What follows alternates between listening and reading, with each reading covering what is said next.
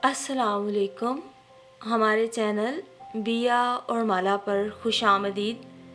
अगर आप हमारे इस चैनल पर पहली दफ़ा आए हैं या आपने अभी तक सब्सक्राइब नहीं किया तो बिया और माला को सब्सक्राइब करना ना भूलिए।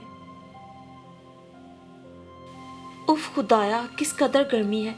अल्लाह जाने लोग इतनी गर्मी में शादियां रखकर रिश्तेदारों से किस बात का बदला लेते हैं। मदीहा बेगम ने कमरे में दाखिल होते ही पंखे का बटन दबाया, मगर बिजली नहीं थी। सो बेचारी हिम्मत फैन हाथ में लेकर जोर जोर से झलने लगी। उनकी बेटी सबा अभी कपड़े बदलने दूसरे कमरे में गई थी और रईस मियाँ उनके शोहर बेचारे बेदम से होकर कालीन पे ही लेट गए। अल्लाह जाने लोग कार्ड पर शादी का टाइम दिन का क्यों लिखवाते हैं, जब हमेशा शाम में ही हो जाती है शादी। तो कार्ड पर भी शादी का वक्त शाम का लिखवा दिया करें, ताकि लोग 6-6 घंटे पहले तैयार होकर रोगनी नानों की तरह सूखते ना रहें। सबा चाय लेकर वापस आई तो अम्मा हमेशा की तरह शादी खाना आबादी पे सिर हासिल तबसरा कर रही थी और अब्बा हमेशा की तरह खामोशी से सर तस्लीमें खम किए सुन रहे थे। हाय सबा, तुमने देखा लड़कियों ने किस तरह का फैशन कर रखा था। अरे मुआ, वो बोतल सा पजामा और 10-10 गज की फ्राकें। अम्मा, उसे हिजार कहते हैं। सबा ने अम्मा की तस्हीह की। अरे हजार हो के ना हजार, मेरी बला से। मगर देखो तो 25 किलो से लेके 80 किलो तक की सारी लड़कियां और औरतें खुद को मिस फ्राक समझ के किस कदर खुश थी। वैसे फैशन तो अच्छा है अम्मा, कम से कम सबके जिस्म तो ढके हुए थे ना, जिस्म नुमाया तो नहीं हो रहे थे। सबा ने भी अपनी राय का इजहार किया। सबा के अब्बा सो गए क्या? बेचारे अब्बा मियाँ भी ठीक तरह से पलक भी ना झपक पाए थे कि एकदम बेदार हो गए।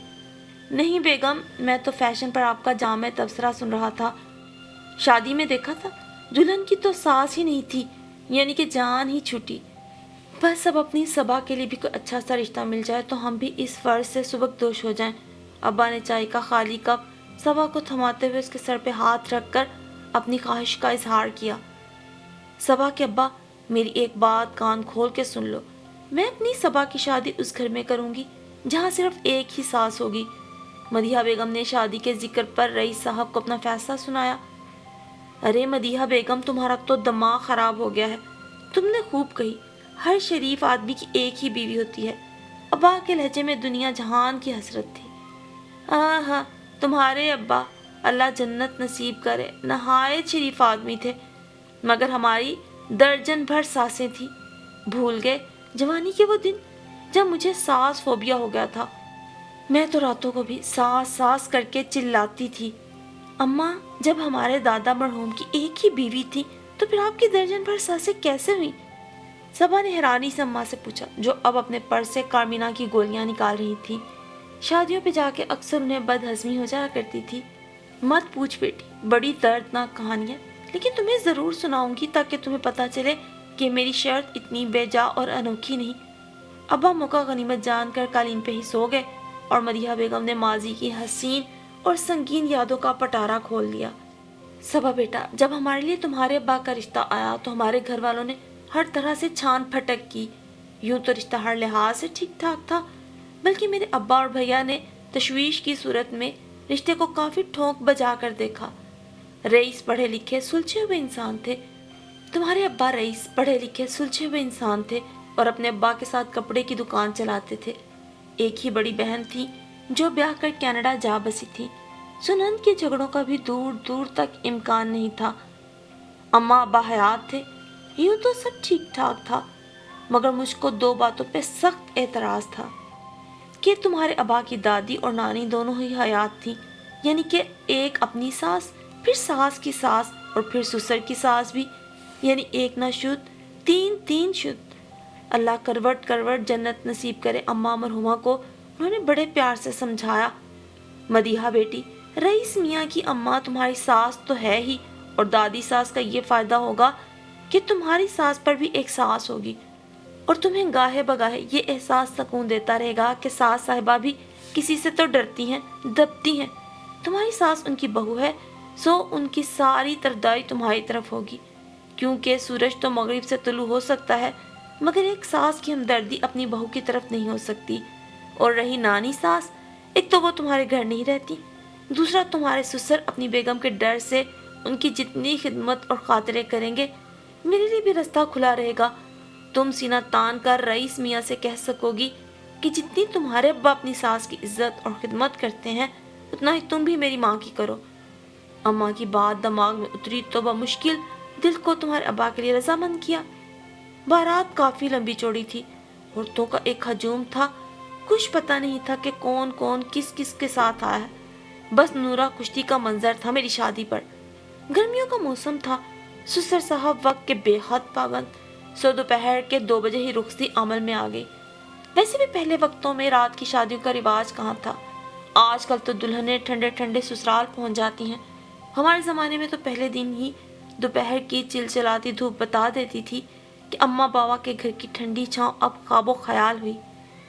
ہمارے گھر سے ہمارے سسرال کی مسافت 1 گھنٹے کی تھی۔ ٹھیک 3 بجے ہم نے پیا کے دیس میں قدم رکھا۔ ساس صاحبہ نے تیل چوکھٹ میں ڈالنے کے ساتھ ساتھ تھوڑا سا بیچ میں بھی ٹپکا ڈالا۔ ہم نے جیسے ہی قدم رکھا، ہماری ہیل والی سرخ اور سنہری جوتی نے ساس صاحبہ کی سازش کا ساتھ دیتے ہوئے ہمیں گرانے کی کوششیں کی، مگر تمہارے ابا نے ہمیں تھام لیا، اور اللہ بھلا کرے آج تک تھامے ہوئے ہیں۔ اور اماں کا قصہ ابھی جاری تھا کہ پڑوسن خالہ کی آمد نے یہ قصہ انہیں ادھورا چھوڑنے پہ مجبور کر دیا، اور پھر اماں کو باقی قصہ سنانا بھول ہی گیا۔ اگلے روز جب ابا دکان سے آئے تو بولے، مدیحہ بیگم 1 گلاس ٹھنڈی لسی تیار کرو۔ اماں ماہانہ سودے کی صفائی اور چنوائی کروا رہی تھی۔ صبا کے ابا تمہیں کتنی دفعہ کہا ہے مونگ کی دال چھوٹے دانوں والی لایا کرو، جلدی گلتی ہے، ذائقہ بھی اچھا ہوتا ہے، اور برتن دھونے کے لیے تم پھر صابن اٹھا لائے، اب کی بار لیکوڈ لانا، وہ کم گھلتا ہے اور زیادہ چلتا ہے۔ مدیحہ بیگم نان سٹاپ شروع ہو گئی تھی، ارے بیگم لسی پلانے کو کہا تھا، لسی بنانے کو نہیں۔ صبا بیٹا 1 گلاس سادہ پانی ہی پلا دو۔ صبا فریج کی جانب جان لگی تو اماں نے آواز دی، رک جاؤ صبا، تم یہ کام کرو کہ سرسوں کے تیل میں لہسن کا ایک پورا جویا ڈال کے پکا کے رکھ لو، خراب نہیں ہوگا اور بوقت ضرورت ٹائم کی بچت بھی ہوگی۔ اور میں نے کیری کا شربت بنا کے رکھا ہوا ہے، سب کے لیے لاتی ہوں، گرمیوں میں لو سے محفوظ رہنے کے لیے اس سے اچھی کوئی شے نہیں۔ اور پھر دوپہر کا کھانا کھانے کے بعد ابا کچھ دیر آرام کرنے کی غرض سے لیٹ گئے۔ صبا بھی سودے کی چنوائی اور صفائی وغیرہ سے فارغ ہو چکی تھی۔ اماں صبا کے جہیز میں رکھنے کے لیے بنائی ہوئی بیڈ شیٹ کے چاروں طرف کروشیا کرنے لگی۔ انہوں نے صبا کے 14 کے سن میں لگتے ہی چھوٹی بڑی چیز اور سامان اکٹھا کرنا شروع کر دیا تھا۔ اب جب وہ BA کے آخری سال میں تھی تو تقریباً جہیز کا سارا سامان اکٹھا تھا۔ اماں آپ اس دن اپنی شادی اور ساس فوبیا والا جو قصہ سنا رہی تھی وہ پڑوسن خالہ کی آمد کی وجہ سے ادھورا رہ گیا، آگے بتائیے نا کیا ہوا، آپ کا سسرال میں کیسا استقبال ہوا؟ صبا نے تخت پہ بیٹھتے ہوئے کروشیا بنتی اماں کو یاد دلایا۔ ہے میں صدقے، میری بچی کو کتنا خیال ہے میرا۔ جب اماں مرحومہ زندہ تھی بیٹا تو اپنے دکھڑے انہیں سنایا کرتی تھی، ان کے مرنے کے بعد تو بس چپ کی چادر اوڑھ لی۔ اماں بیتے وقتوں کو یاد کر کے آپ دیدہ ہو گئی، اب کہاں کی چادر اور کہاں کا کروشیا، گرمی، رش، عورتیں اور بچوں کا شور، بھاری کپڑے اور زیور، سب چیزوں نے مل کر ہماری مت مار رکھی تھی۔ پھر ہمیں تمہارے ابا کے ساتھ تخت پہ بٹھایا گیا تاکہ رسموں کی ادائیگی ہو سکے۔ یار رئیس تھوڑا قریب ہو کے بیٹھ، بھابھی ماریں گی نہیں، جانے کس کمبخت مارے نے مشورہ دیا، اور اتنی گرمی میں تمہارے ابا نے جو سانس لینے جتنا فاصلہ چھوڑا تھا وہ بھی ختم کروا ڈالا۔ کھیر کھلائی کی رسم کا شور مچا تو دل کو تھوڑی خوشی ہوئی، ایک تو مجھے کھیر پسند بہت تھی، دوسرا رخصتی کے ساتھ جڑے دکھ اور وسوسوں کی وجہ سے کچھ کھایا نہیں تھا، سو اب بھوک بھی لگی ہوئی تھی۔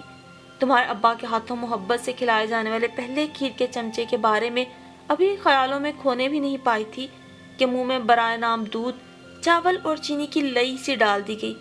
عام حالات ہوتے تو میں فوراً ہی لئی، جسے ہمارے سسرالی بڑے شوق سے کھیر کھیر کہہ کے متعارف کرا رہے تھے، اگل دیتی، مگر مجبوری تھی۔ دلہن آپے کا روپ، سسرال کا پہلا دن اور میاں جی کے ہاتھ کا کھلایا ہوا پہلا نوالا، دوسرے چمچے پہ منہ نے کھلنے سے انکار کر دیا۔ ہجوم میں سے آواز آئی، دلہن کھیر 7 بار کھانی ہے، شگن ہوتا ہے۔ دل ہی دل میں رسم کو 7 کے ہندسے سے مشروط کرنے والے کو گالیوں سے نوازا، ساری لئی یعنی کھیر اپنے اندر اتار لی۔ ہماری سسرالی رسم کے مطابق پہلے دن بھابھی کی گود میں چھوٹا دیور چند ہموں کے لیے بٹھانا نیک شگون ثابت ہوتا۔ ہمارا اپنا تو کوئی دیور تھا نہیں، سو خاندان بھر کی ماؤں میں جنگ چھڑ گئی۔ بڑی مشکل سے قرائے فال پھپھو کے بیٹے کے نام کا نکلا۔ مدیحہ دلہن میرا حسن رئیس میاں سے پورے 5 سال 7 مہینے 15 دن چھوٹا ہے، اور عمر کے اس حساب سے میرا بیٹا ہی اس رسم کے لیے موزوں ترین ہے۔ ایک نسوانی آواز کانوں سے ٹکرائی تو گھونگھٹ کی آڑ سے ذرا کی ذرا نظر اٹھا کر دیکھا، دل دھک سے رہ گیا۔ سامنے پنجابی فلموں کے ہیرو جیسا 6 فٹ کا لمبا چوڑا دیور کھڑا مسکرا رہا تھا۔ وہ تو خدا کا شکر ہو کہ دیور جی خود ہی شرمیلی طبیعت کے نکلے، ورنہ ہماری گود بھرائی کی جگہ تو گود تڑوائی ہو جاتی۔ اللہ اللہ کر کے رسمیں ختم ہوئی اور ہمیں ہمارے کمرے میں لا کر بٹھا دیا گیا۔ کمرے میں پہنچ کر ابھی کمر سیدھی بھی نہ کر پائے تھے کہ نن صاحبہ تشریف لے آئیں۔ بھابھی ذرا صحیح ہو کر بیٹھ جائیں، سب سلامی دینے کے لیے آ رہے ہیں۔ اس رسم کے ذکر سے گرمی میں تھوڑی ٹھنڈک کا احساس ہوا کہ چلو سسرال والوں سے کچھ تو وصول ہوگا۔ اماں سے سنا کہ بھرا پورا خاندان ہے، اس لیے پرس کا منہ پورے کا پورا کھول کے چوکس ہو کے بیٹھ گئی۔ سب سے پہلے دادی ساس آئیں، ادب سے سلام کیا۔ آخر کو ساس کی ساس تھی، سلامی کے طور پہ اپنے پوپلے سے منہ سے جس سے پان کے چھینٹے ہمارے حسین چہرے پہ نقش و نگار بنا رہے تھے دعائیں دے کے چلتی بنی۔ پھر نانی ساس کی باری آئی، وہ بھی اپنی بیٹی کے ساتھ حسن سلوک کی نصیحت ہاتھ میں تھما گئیں اور جاتے جاتے ہمارے سر پہ ہاتھ پھیر کر ہمارا جوڑا بھی خراب کر گئیں۔ پھر آنے والا نمبر ہماری ساس صاحبہ کا تھا۔ اب تو کبھی امید تھی کہ تگڑی سلامی ہاتھ لگے گی، آخر کو ان کی اکلوتی بہو تھی۔ میں نے تو اپنا بیٹا اور پورا گھر تمہیں سونپ دیا مدیحہ بہو، اب چیزوں اور پیسوں کی کیا حیثیت، سدا سہاگن رہو۔ ساس صاحبہ کی آواز کانوں میں پڑی۔ پہلی بار میں ساس صاحبہ کی چالاکی کا اندازہ لگا پائی، صرف بیٹے کو لمبی عمر کی دعائیں دے کے چلتی بنی، دعا میں سے بہو کا حصہ گول کر گئی۔ ہم نے دل میں شکر ادا کیا کہ اب ساسوں کا سلسلہ ختم ہوا، مگر یہ نہ تھی ہماری قسمت کہ وصال یار ہوتا۔ اور پھر نن صاحبہ فردن فردن تعارف کرواتی گئیں اور ہم لو اور ہائی ہوتے بلڈ پریشر کے ساتھ سنتے رہے۔ سب سے پہلے پھپھو ساس آئیں۔ بہو ہمارا رتبہ تمہاری ساس کے بعد سب سے بڑا ہے، آخر کو تمہارے شوہر کے باپ کی بڑی بہن ہے۔ سلامی میں اپنی اہمیت جتا دی بس۔ پھر تائی ساس کی باری آئی۔ بہو بیگم ہم اس خاندان کی سب سے سلیقہ مند اور سینئر بہو ہیں، ہمارے نقشے قدم پہ چلو گی تو کامیاب بہو بنو گی۔ سلامی کے نام پر ایک گر تھما دیا گیا۔ پھر چاچی ساس تشریف لائیں۔ ماشاءاللہ دلہن تو بہت پیاری ہے۔ تعریف کی سلامی پر ابھی خوش بھی نہ ہو پائی تھی کہ آگے فرمایا گیا، بھائی صاحب کی پسند ہوگی، ورنہ میں کہوں بھابھی بیگم تو کبھی اچھی چیز کی پہچان نہ کر پائیں۔ بہو کی تعریف اور جٹھانی کی برائی ایک تیر میں شکار والی سلامی۔ پرس کے کھلے منہ نے خالی کھلی لفظوں سے ہی سلامی بھروا لی۔ بھابھی یہ آپ کی خالہ ساس ہے۔ کسی نے تعارف کروایا اور ہم چوکنے ہو گئے، کیونکہ سن رکھا تھا کہ رئیس کی خالہ دبئی سے آئی ہیں۔ ہمیں اپنا خالی پرس وہموں سے بھرا ہوا نظر آنے لگا۔ دلہن تو پیاری ہے، مگر میری ناز جیسی حسین اور سلیقہ شعر نہیں لگتی۔ خیر جو نصیب۔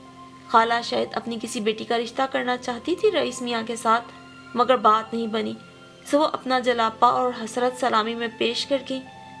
مدیحہ ہم رئیس کے اکلوتے ماموں کی اکلوتی بیگم ہیں، آپا ہمارا بے حد خیال رکھتی ہیں اور تم سے بھی ہم اسی رویے کی امید رکھتے ہیں۔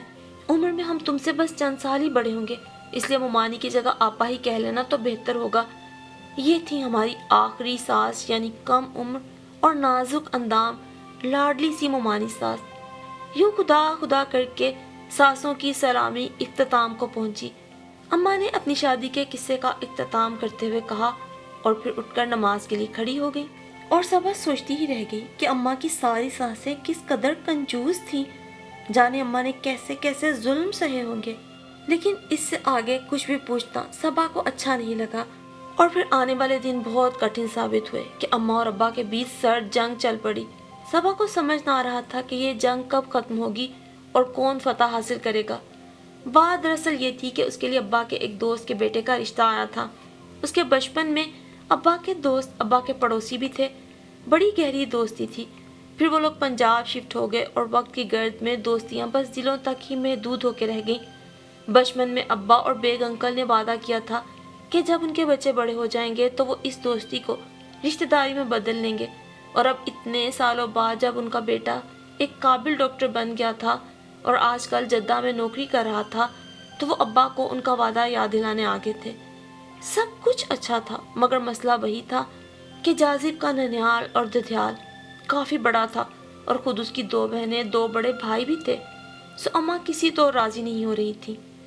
مدیحہ بیگم، ہماری عزت کا سوال ہے، خدارا مان جائیں اور پھر صبا کو بھری پوری سسرال میں نہیں رہنا پڑے گا۔ جاذب شادی کے کچھ عرصے بعد ہی اسے جدہ لے جائے گا، پھر ہماری صبا اتنی اچھی ہے کہ سب کا دل موہ لے گی۔ وقت کے ساتھ ساتھ سوچیں بدل جاتی ہیں، اللہ بہتر کرے گا۔ بیگ اپنی زبان کے پاس کے لیے اتنے عرصے بعد اتنی دور سے آیا ہے تو کیا میں اسے خالی ہاتھ لوٹا دوں؟ ابا سچ میں بہت پریشان تھے۔ اچھا ٹھیک ہے، بات اب اگر تمہاری عزت کی ہے تو ٹھیک ہے، لیکن میری بھی ایک شرط ہے، میں صبا کو اپنے اوپر سسرال میں بیتی ساری کہانی سناؤں گی تاکہ اسے بھی پتہ رہے کہ ساسوں نندوں دیوروں کے کیا نقصانات ہوتے ہیں۔ پھر فیصلہ اس کے ہاتھ میں ہوگا، چاہے تو آپ کا فیصلہ منظور کر لے چاہے تو نہ کرے۔ مدیحہ بیگم نے جوش و خروش سے اپنا فیصلہ سنا دیا اور پھر یوں صبا کو اماں نے اگلا قصہ سنایا۔ میری ساس صاحبہ نے چوتھے والے دن ہی میرا ہاتھ کھیر میں ڈلوا دیا تاکہ ایک کھیر میں سب کا حصہ نپٹ جائے اور بہو بیگم کل سے کام پہ بھی لگ جائے۔ چوتھی کی رسم میں ہمارے گھر میں ساسوں کا مینا بازار لگا ہوا تھا، ہر سٹائل کی ہر سبھاؤں کی ساس موجود تھی اور اتنی ساسوں کی ڈھیروں ڈھیروں لاد۔ اللہ جانے اس وقت منصوبہ بندی کا محکمہ قائم ہوا تھا کہ نہیں۔ بے شمار 5 سے 50 سال تک کے جیڑ دیور نندے جب سب بھابھی بھابھی بولتے تھے تو مجھے لگتا میں پوری قوم کی بھابھی ہوں۔ کھیر کی دیگ میں ہاتھ چلاتے چلاتے ہاتھ ٹوٹنے لگا۔ چوتھی کی رسم میں اماں نے تھوک کے حساب سے ساسوں کو دیکھ کر دل پکڑ لیا اور بعد میں یہی دکھ کولسٹرول کی صورت ان کی شریانوں میں جم کر 10 سال بعد ہارٹ اٹیک کا سبب بنا اور ہماری اماں اللہ کو پیاری ہو گئی۔ خیر، سب رسموں سے فارغ ہو کر گھر کی بھاگ دوڑ سنبھالی۔ چند دن گزرنے کے بعد ہی ہمیں بخوبی علم ہو گیا کہ دادی ساس اور نانی ساس والا اماں کا بتایا ہوا فارمولہ بری طرح فلوپ ہو گیا ہے۔ دادی ساس اور میری ساس آپس میں لڑ لڑ کر اس قدر بور ہو چکی تھی کہ دونوں نے مل کر نئے ہدف کے خلاف محاذ کھول لیا، اور رہی نانی ساس تو ان کا نخرہ ہی اتنا تھا کہ وہ داماد سے عزت کروانا تو دور ان کے گھرانہ بھی پسند نہیں کرتی تھی، اور بس یوں پھر تمام عمر دادی نانی تائی چاچی خالہ ممانی اور اپنی ساس کی ہدایتیں سنتے خدمتیں کرتے گزار دی، مگر کچھ حاصل وصول نہ ہوا۔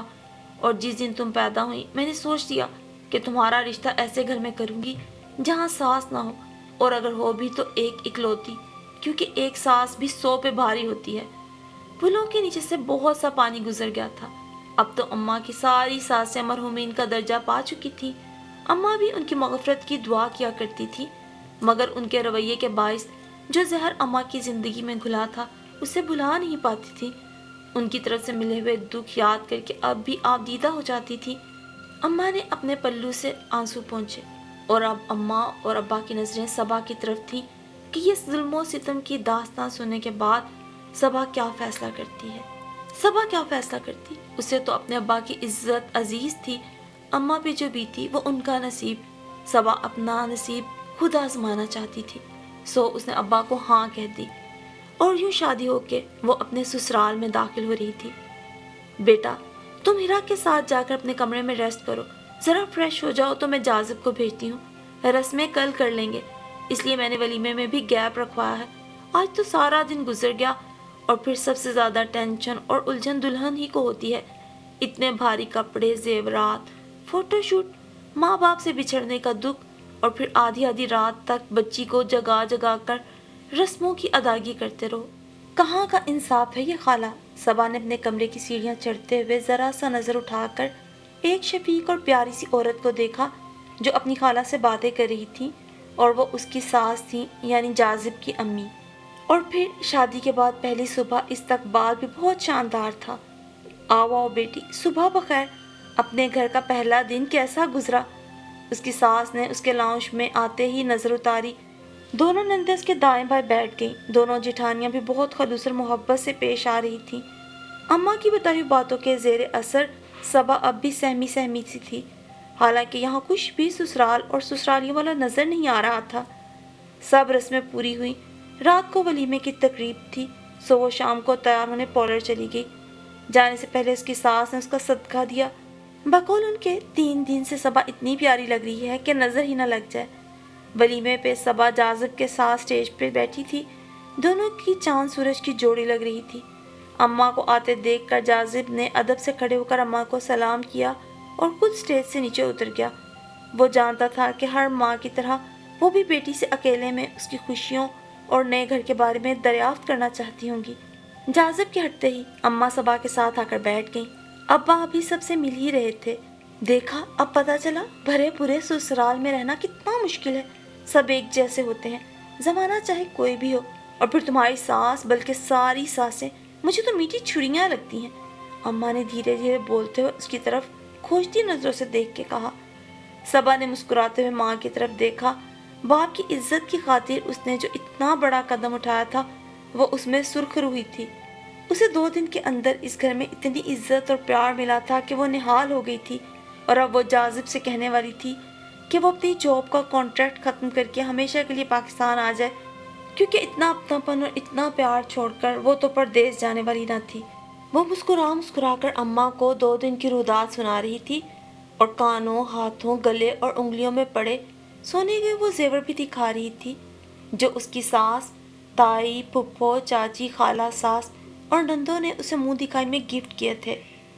अरे बहन, आज क्या बेटी को देखकर उससे बातें करके ही पेट भर लेंगी। ये ले, मैं आपके लिए और सबा बेटी के लिए यहाँ खाना लगवा रही हूँ। आप ज़रा डांट कर खिलाइए इसे, 2 दिन से ठीक से कुछ खाया ही नहीं है। जाजिब की अम्मी खाने के लवाजमा टेबल पे सजवाते हुए अम्मा को मुखातिब करके बोली, अरे नहीं बहन, आप जाजिब बेटे को ऊपर भेजिए, वो सबा के साथ मिलके खाना खाए। मैं इसके अब्बा और आप सब लोगों के साथ बैठ के खाना खा लूँगी। स्टेज से उतरते हुए मदीहा बेगम की राय बदल चुकी थी। वो जान गई थी कि रिश्ते बुरे नहीं होते, उनको बरतने वाले इंसानों का अपना किरदार और अमल बुरा होता है। वरना हर दौर में सबा की सास जैसी सासें भी होती हैं जो बहुओं को बेटियां कहती ही नहीं, मानती भी हैं। स्टेज से उतरते हुए मदीहा बेगम की आंखें नम थी। लोगों का ख्याल था बेटी से मिलकर जज्बाती हो गई, लेकिन वो ही जानती थी कि ये आंसू तशक्कर के आंसू थे।